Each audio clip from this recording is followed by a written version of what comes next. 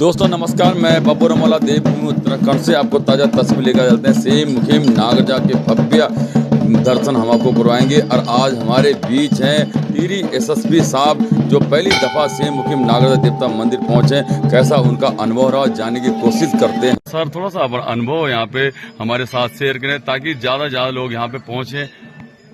बताएं सर आप। टिहरी जनपद के सेम मुखिम में जो हमारा प्रमुख तीर्थ स्थल सेम नागराज महाराज के दर्शन का लाभ मिला। उत्तराखंड में प्रमुख तीर्थ स्थलों में से एक है और यहाँ बहुत ही एक रमणीक स्थान भी है और नागराज महाराज की कृपा दृष्टि भी प्राप्त होती है।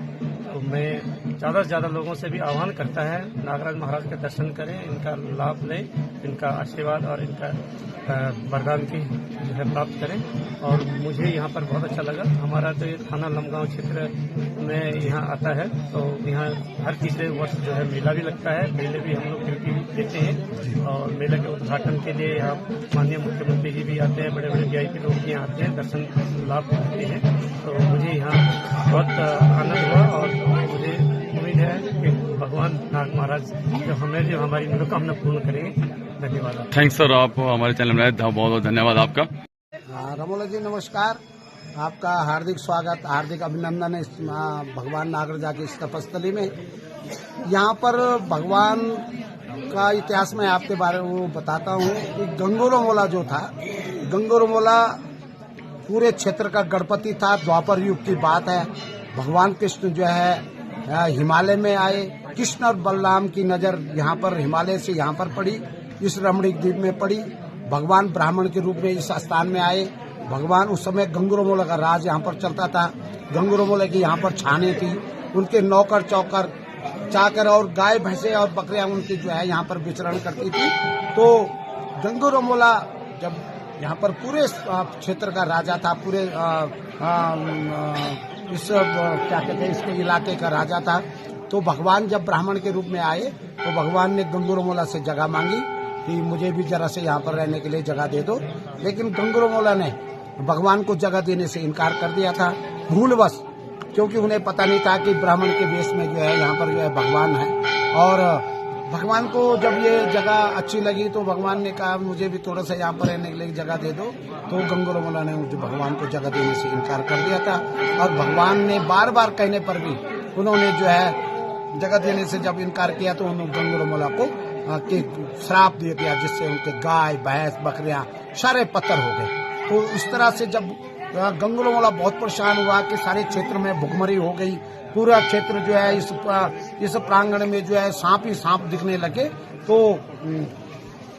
भगवान ने जो है गंगोरमोला जब 7वें दिन यहाँ पर आया और जब उनका दूध और मट्ठा मक्खन जो गांव में जाता था, उनके राज दरबार में जाता था, जब कई दिनों से गया नहीं तो स्वयं जो है मैनावती देवी जो उनकी पत्नी थी, गंगोरमोला की पत्नी थी, और वो दोनों यहाँ पर आए। उन्होंने भगवान भगवान पुकारा कि हमारे कहीं गाय भैंसे दिख नहीं रही है, नौकर चाकर कहीं दिख नहीं रहे हैं। तो भगवान ने उनको स्पष्ट रूप से यहाँ पर दर्शन दिए और भगवान ने कहा ये जो गाय भैंसे है रमोला, ये तो सब पत्थर मैंने पत्थर कर दिया है, मेरे श्राप से जो है वो जो है मेरे श्राप से जो है वो सब समाप्त हो गई है, वो वापस नहीं आ सकते। तो उन्होंने भगवान के पैर पकड़े, भगवान से माफी मांगी कि भगवान मुझे माफ कर दो, भूलवश मुझसे जो है गलती हुई है।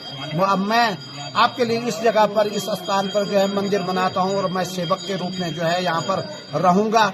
और भगवान के लिए गंगोरमोला ने कृष्ण और बलराम की जहाँ पर ये अंदर जो शिला है, गुफा है, जो शिला जो अंदर गर्भगृह में जो शिला है, और यहाँ पर जो है पेड़ है और पानी भी जो है वहाँ से अंदर से निकलता था। भगवान ने कहा यही मेरी निशानी है और यही मेरा प्रतीक है और यही मेरी आत्मा है, मैं इसी में विराजमान रहूंगा।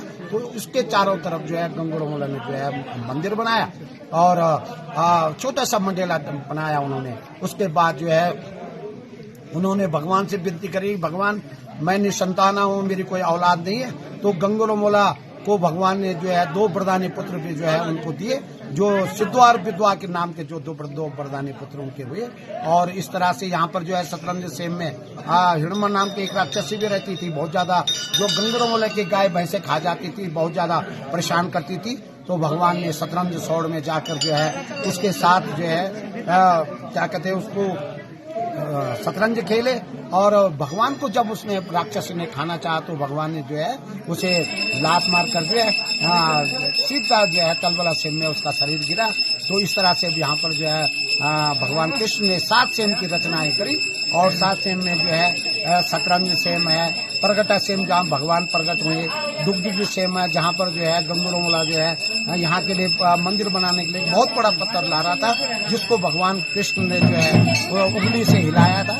तो इस तरह से वहाँ पर उसको डुगडुगी सेम कहते हैं। और सूखा सेम है, भूखा सेम है, शतरंज सेम है, प्रगटा सेम है, तलवार सेम है जहाँ पर जो है लोगों की गाड़ियाँ जो जहाँ पर मेला भी लगता है। और अंतर ध्यान होकर जो है भगवान ने जो है गुप्त सेम में जो है अपना अंतर ध्यान होके और यहाँ पर जो है भगवान कृष्ण ने जो है कालिया नाग और शेष नाग दोनों नागों का जो है यहाँ पर जो है वो करते हैं क्योंकि भगवान बलराम जो है शेषनाग के अवतार है और बलराम शेषनाग के अवतार होने से जो है उनको नागराजा कहा जाता है। और शेम का मतलब ये है कि वहाँ पर जो पानी निकलता था, जो पानी हमने मंदिर बनने के बाद जो है बाहर आया तो वो शिमला बोलते हैं उसको।